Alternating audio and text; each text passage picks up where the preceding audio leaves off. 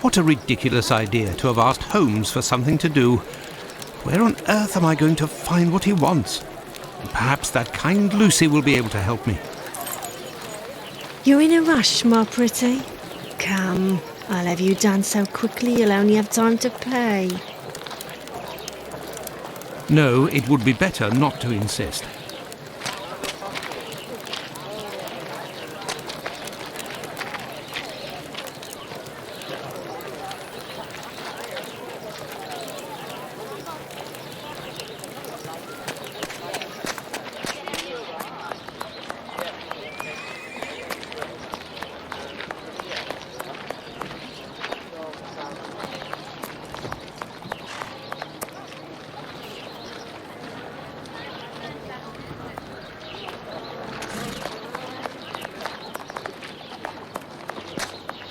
You're in a rush, my pretty? Come.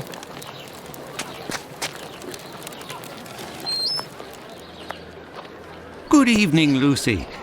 But is something wrong? Good evening, Dr. Watson. Yes, it's my uncle. He's no longer with us. Please accept my condolences, miss. Thank you, Doctor. But why are you here? Can I help you?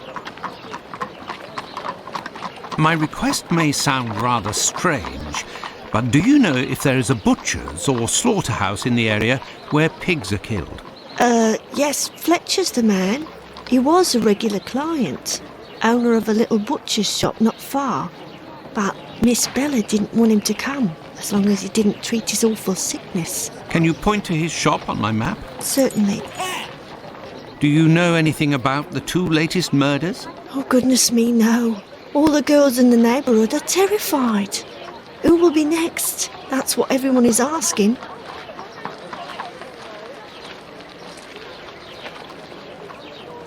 Goodbye, Lucy. Until next time, perhaps, Doctor.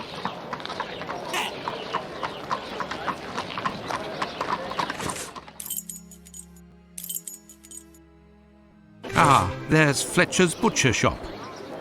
Closed due to illness. If the proprietor is ill, the butcher's block is probably not being used. Perhaps I can use it. Now, where could a sick butcher have got to?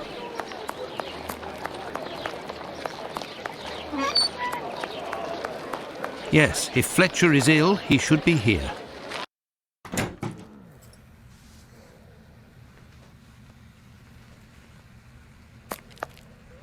Good evening, Dr. Watson.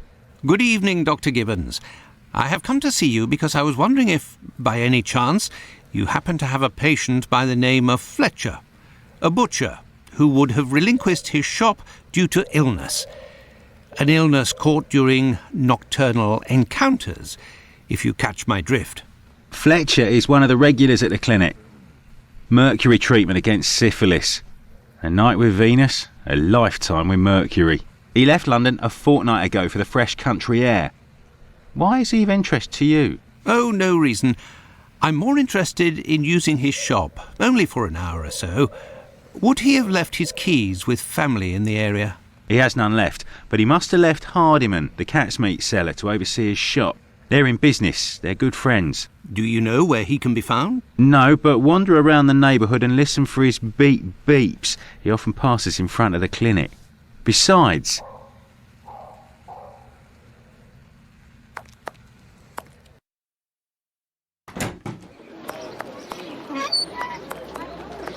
It's me that you're looking for, sweetheart. Actually, no. I am looking for the cat food seller, Hardiman. Hardiman? Poor Hardiman? It isn't quitting time for him yet. That gives me some time to wander the streets before he shows up, and with him all the cats hereabouts. Do you know where he lives? Sure, and for a copper I might even tell you. Here are a few coins. You're too kind, Governor. Well, these days I knows that he lives with his mammy on Hanbury Street, in the same place where Dark Annie bled to death. Why did you call him poor Hardiman? Bah, he's in grieving, of course. Just a few weeks ago he lost his wife, and 3 months before that his girl, poor fella. He was in tatters. Even came to cry on my shoulder, believe it or not. Well, I must leave you. I must go to Hanbury Street.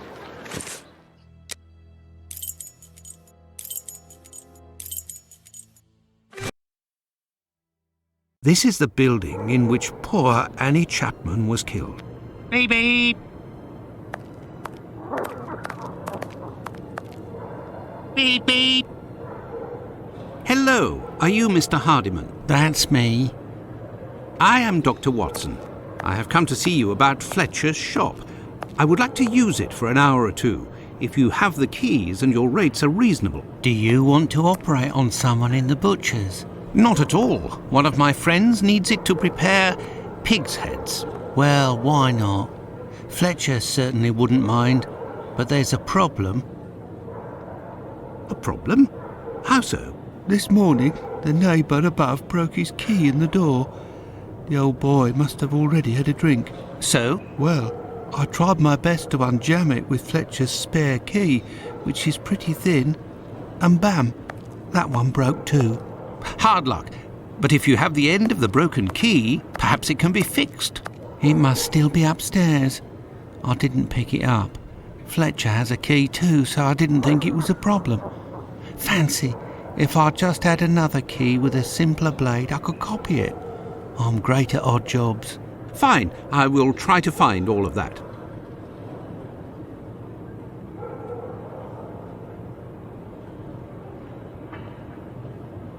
Well, see you later then. Goodbye, sir.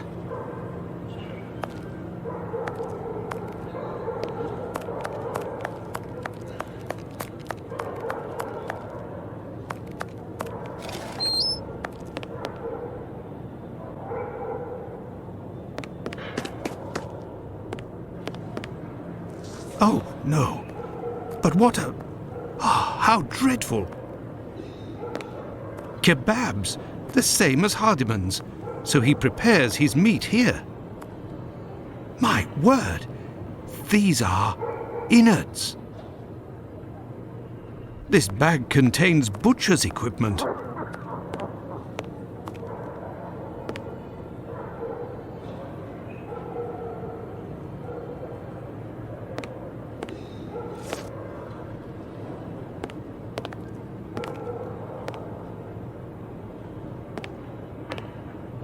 Where can I find a key with a simpler blade?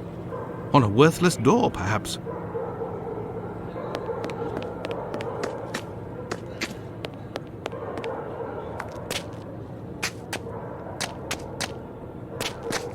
This key was left inadvertently. Indeed, there is nothing terribly precious inside. But what a stench!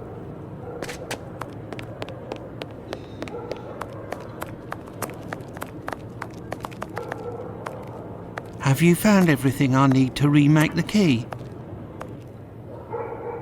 There you go. I think you'll manage with all of this. I'm sure I will, sir.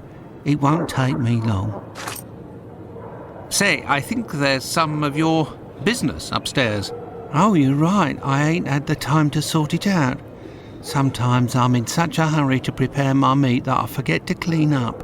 But why do it in the stairwell? Offal bleeds bucket loads, they do, as you've seen. Now, why would I do that in my own lodgings? Ah, of course. But what about your poor neighbours? They owe it to me, all the times I've helped them out. And I don't have a shop either. Say, you sell animal meat, isn't that right? Would you know where I could find a dozen small pig's heads? The guy who gets me my offal should have some. I'll pay your day's wages if you meet me at Fletcher's butcher shop in 2 hours with the pig's heads. Here's a little advance. I'll do my best, Doctor. The caretaker of another building told us that the place where your mother lives has a reputation for facilitating prostitutes' activities. Is that true? Sure, the doors are never closed. They come through here like it's Paddington Station. By the way, I heard about your loss. My condolences. Ta, sir. I saw them die slow deaths. My little girl, her face was eaten by the disease. Thank you, my friend, and please forgive me for bringing up such painful memories. Go, I must do my rounds, and I will look for what you've asked for. As for me, I will go and find Holmes, and we will go to the butcher's together. Let's return to Fletcher's butcher shop.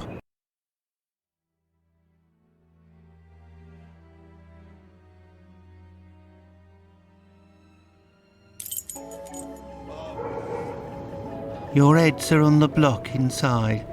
Say, you wouldn't be the same chap who bought my whole load the other day? It's possible, but if you want to continue to do business together, you mustn't speak of my presence in the area to anyone. Don't worry, my lord. I'll be as quiet as a church mouse.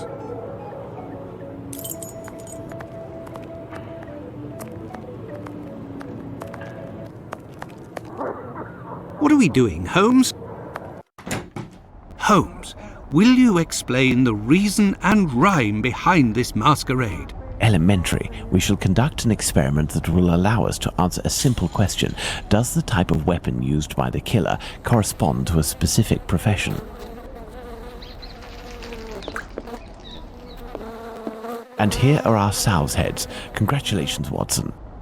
You're welcome, Holmes, but what do you really want to do? Take up a collection?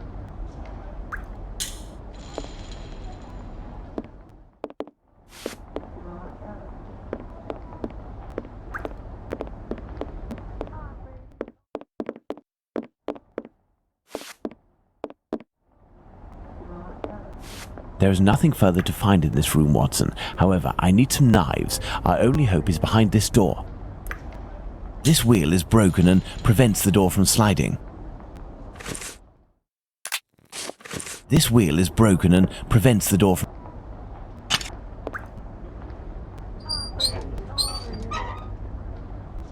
There, this door is slightly raised.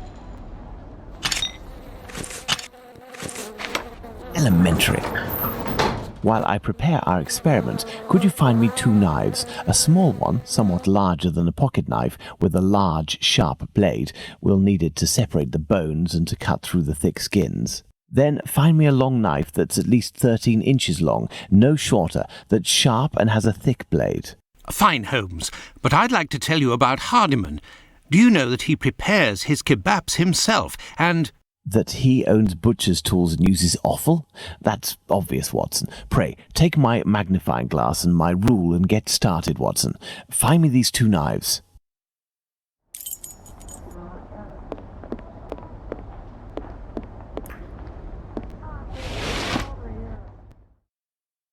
With the rule, I must find a large knife.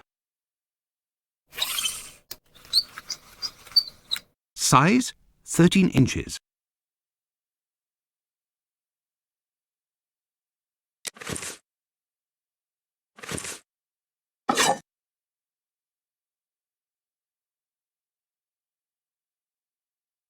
Thanks to the magnifying glass, I can find a small knife that matches Holmes's description. Fragments of cartilage. Large size. Fragments of cartilage. Fragments of cartilage.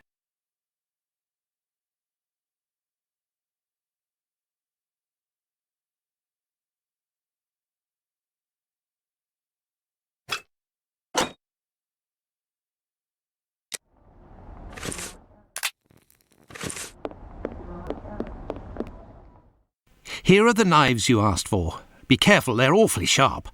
Holmes, I must say that this experiment is making me rather uneasy, comparing animal heads to these poor women. You're right, Watson, but this somewhat shocking experiment may help to end this massacre and save other victims, you can be sure of that. Look, these pigs' heads are still bloody, which will suit our experiment perfectly. I have a pocket knife and a scalpel with me. With the 2 knives you just brought me, we have a similar array of weapons as those probably used by the killer. We saw 3 types of throat wounds on the deceased attributed to this man, those intended to slit the throat, those intended to decapitate, and the more superficial yet mortal wound that led to the death of the unfortunate victim in Dutfield's yard, Miss Stryde. With the help of these 4 knives, we are going to try to recreate these wounds on the pigs' heads and see what we can establish about the weapon or weapons used. We may also be able to rule out Miss Stryde as a victim of the killer of the other 3.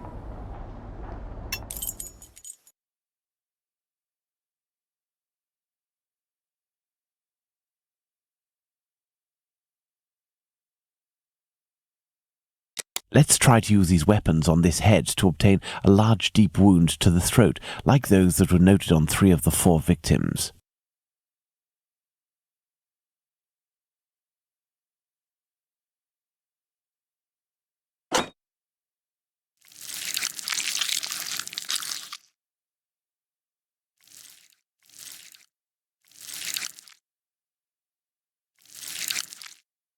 This little knife is very sharp and has a very wide blade. This pocket knife is very sharp, but its blade is too thin. The wound is too shallow.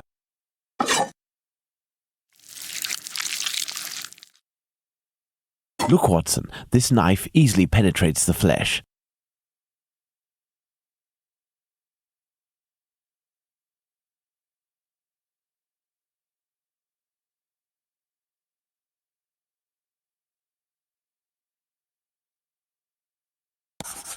Elementary.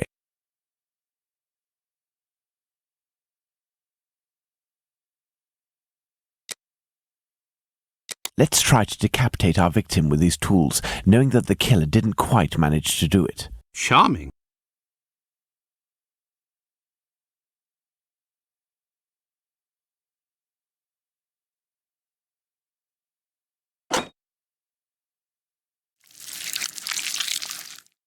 Look, Watson, this little knife with a wide base can easily slice the vertebrae of our porcine friend.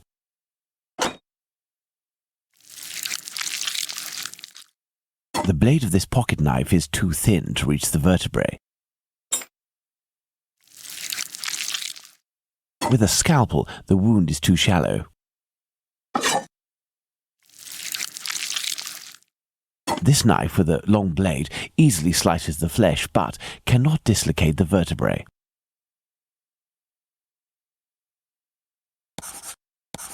Elementary. Let's see if these knives can inflict a mortal wound in a situation where a single quick blow is given. The scenario in question is that of Dutfield's Yard.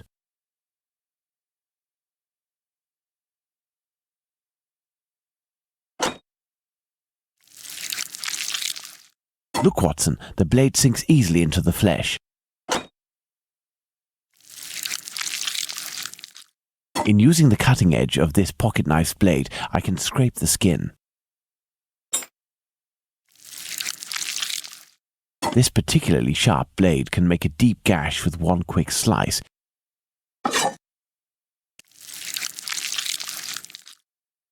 It cuts through the flesh easily as the blade is so sharp. Elementary.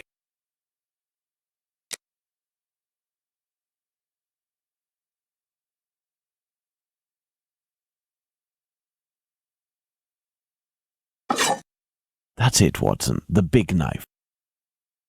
With respect to the opinion of the medical examiners who noted that a butcher's knife with a long blade would have caused the eviscerations on some of the victims, we can assume, Watson, that he only used this type of weapon as it is capable of inflicting all of the wounds displayed.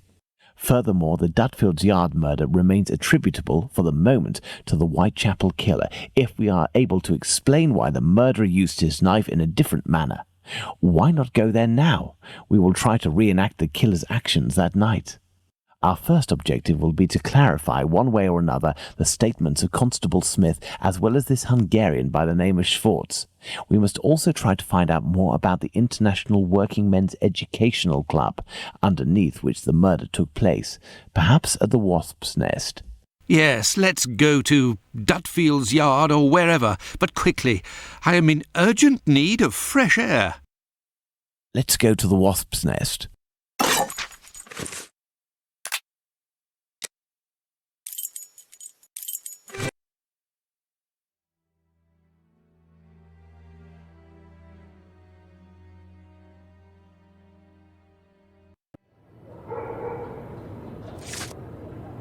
Don't forget that Bluto may still be hiding here.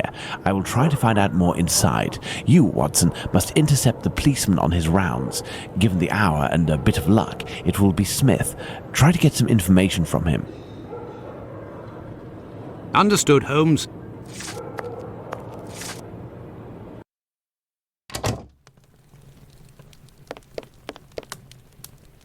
A draft, my good man.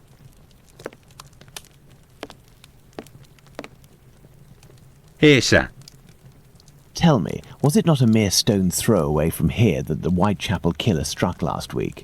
That'd be Jack the Ripper, that's his name. Slit the throat of a working girl in a small courtyard over there behind them big wooden doors. Below the Workers' Club? The very spot, below Lipsky and Co. I wouldn't be surprised if Jack was one of them, if you catch my drift. Lipsky and Company. Do you mean to say that someone called Lipsky runs this club? Nah, it's just that it's full of Jews. In Whitechapel we call them all Lipskys, like that Lipsky who killed that girl in Batty Street last year. Oh, really? Last year a Jew named Israel Lipsky killed a lass who was 6 months pregnant by making her drink acid. One trial and one protest by rabbis later, and he was hanging. By those who don't much like him, the Jews are called Lipskys. Is the term Lipskys used to refer to the Jews in the area, and is this club frequented by Jews? You got it. Socialist Jews even. They spend their evenings hollering, singing. I've seen them spitting on the bosses. And you know the victim? No more her than any other. The working girls don't drum up business too much in this street. They need a reason to end up here.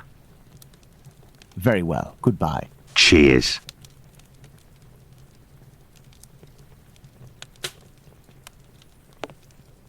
Hello. I know you. You're Squibby's guardian angel. You weren't dressed the same last time, but I don't forget a face. No hard feelings, eh? Join me in a glass? Your Jack the Ripper is on everyone's lips and written in all of the papers. You must be awfully proud of yourself. You have skill, that's for certain. It's a shame you use it to mask rather than discover the truth. You better believe that I'm going to find out who it is. I got a hold of old Schwartz's interpreter. You know, the Hungarian who saw Liz Stryde get it. Doesn't speak a word of English. And when he went round to the station, another Jew went along to interpret. I found that bloke, and he repeated everything that had been said at the station. It won't be long before I find these fellows. Why do you say these fellows? Were there several of them? Do you not read the papers, or what? Well, given the rubbish that you read sometimes, let me explain. At 12:45 a.m., Schwartz goes down Burner Street towards Fairclough, on the side of the road where the Workers' Club is. A bit further from there, just near Dutfield Yard's wooden doors, a chap and a lady are arguing. The Star said that the bloke wanted to push the girl into Dutfield's yard, but the translator told me that Schwartz saw him pulling her towards the road. She doesn't want to follow. He grabs her by the shoulders and throws her to the ground. She falls, bawls a bit, but not too loudly. Old Schwartz is scared, crosses to the other side, but continues in the same direction. The bloke with the girl notices him and yells, "Lipsky!" At the same time, another bloke at the corner of Fairclough and Burner who was lighting his pipe gets in on the action. He starts coming towards Schwartz in a menacing way, and Schwartz takes to his heels, doesn't see anything else. Once he finds out that a woman got herself killed, he went to testify, and identified long Liz Stryde as the woman he saw getting thrown about. So there were definitely two blokes, mate. But why am I telling you all this? In vino veritas. I'll take my leave then, Mr. Bulling. That's right. Till next time.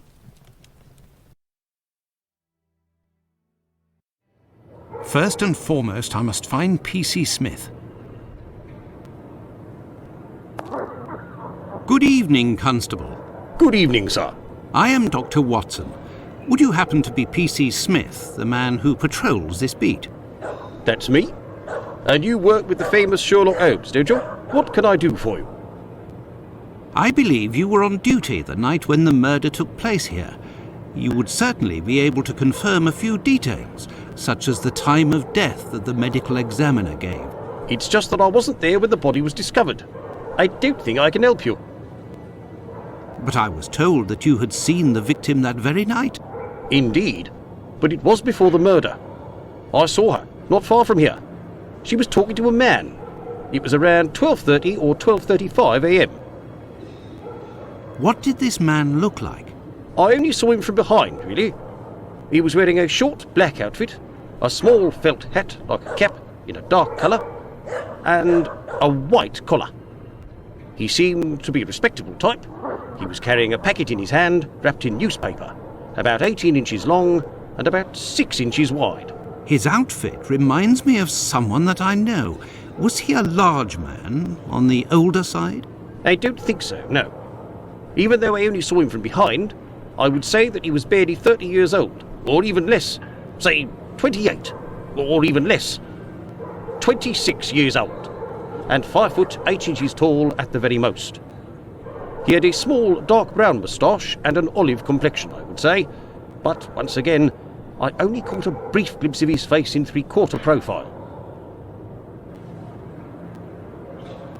Nobody else saw this man? I discussed this previously with Mr. Eagle, the president of the Workers' Club. That night he returned around 12:40 a.m. to the club. He used the passage through Dutfield's yard to get into the club because the main door was locked. He can attest that he didn't see anyone else in the passage at that time, but wasn't really paying attention to who else might have been in Burner Street itself. He was listening to the song coming from the club. In short, no one else saw him. Well, thank you for having satisfied my curiosity, my friend. A fine evening to you, Doctor.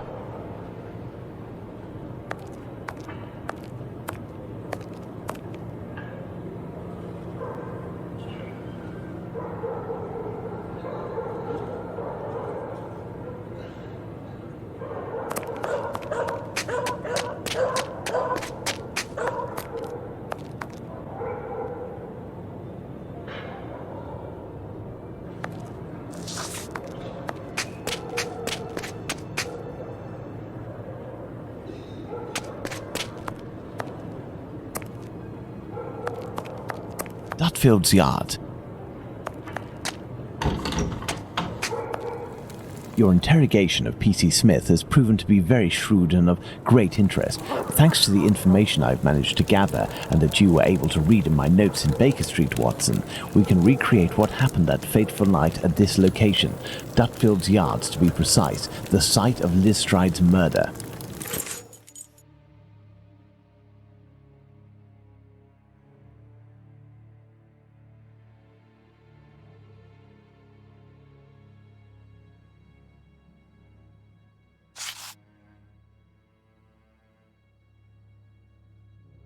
Midnight, the Socialist Club meeting ends. The members, mainly Jewish men, gradually begin to leave the club in little groups or alone.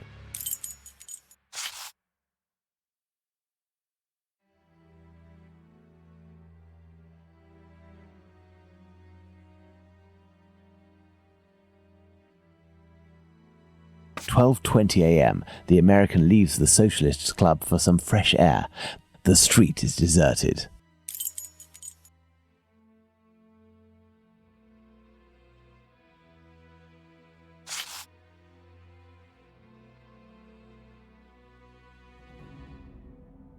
At 12:30 to 12:35 a.m., Smith notices Liz Stryde talking to the man with the package.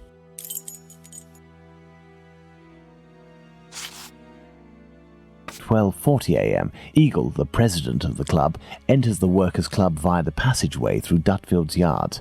He passed through Dutfield's yard. If Liz Stryde had already been killed, he would have had to walk over her. The murder, therefore, had not yet happened. 12:43 a.m., Israel Swartz passes by Dutfield's yard and witnesses the attack on Liz Stryde.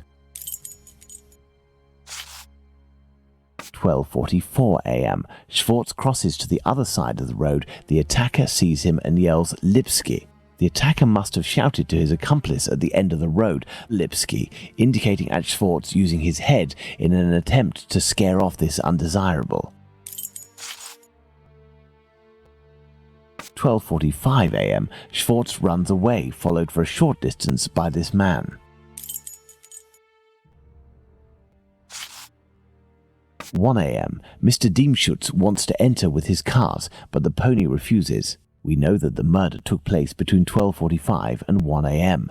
Mr. Diemschutz, therefore, must have disturbed the killer. Let's place Liz Stryde's murder on the timeline, Watson.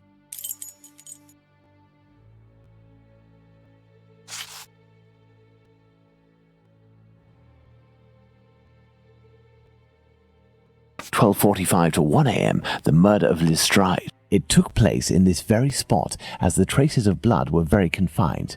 We will come back to this point in a few moments to elaborate on what could have happened. Well, we are still missing certain information in order to finish this investigation, Watson. Watson, imagine the victim laid down there on the ground.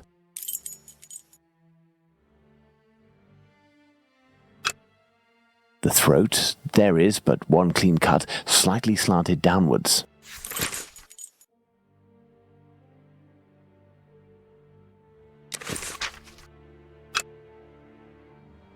The throat, there is. Her right hand, it is bloody, as is her wrist.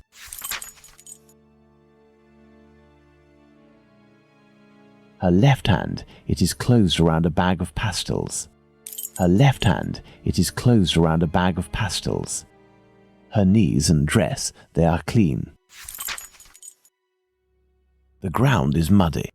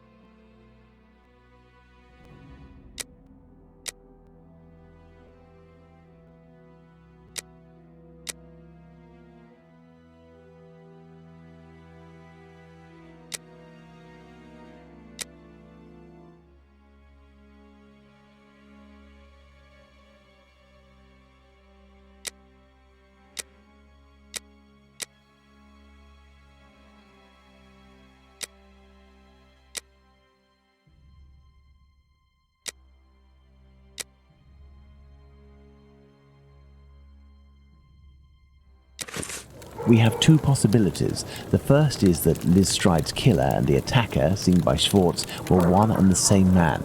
The second is that Liz Stryde meets a client. After some discussion, they head towards Dutfield's yard to do their business.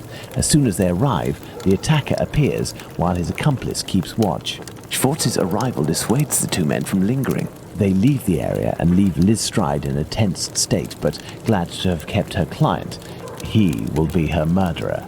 Both hypotheses are possible, but an incongruous detail will serve to corroborate one of them.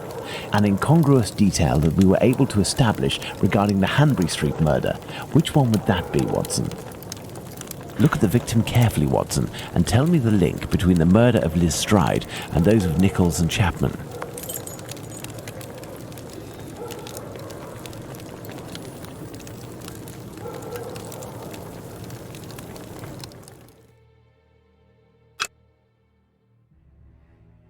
The bag of pastils, Holmes? The bag of pastils. Indeed, Watson. If this woman had to defend herself against an attacker, why would she have held onto this bag in her hand? It didn't fall because this woman's hand tensed at the moment when she fell to the ground. Therefore, Watson, we know the killer distracted his victim's attention by making them take something out of their pockets. Why didn't he slit her throat like the others? He must have feared a struggle with this strong-willed woman. Why didn't he eviscerate her? Because Louis Diemschutz arrived. Do you think the Whitechapel killer is behind this murder, Holmes? Yes, and now this murder has been linked to its rightful perpetrator, it will take on deeper meaning when we have examined the facts from that night. Let's go to Mitre Square, where Catherine Eddowes was killed. And make haste, Watson, as we have another murder to commit in 40 minutes. Here we are, Watson, Mitre Square. It took us a mere 20 minutes to get here. If the killer left Dutfield's yard around 1 o'clock, as we assume, he would have arrived here at around 1:20 a.m. We know that Catherine Edow's body was discovered at 1:44 a.m. Catherine was released from prison around 1 o'clock, but we have no information as to what she could have been doing until her death. This place has 3 possible ways out. Let's see where they lead. As a precaution, I brought an old map of the area with me. It will help us get our bearings. Let's hurry, Holmes. This neighbourhood makes me ill at ease.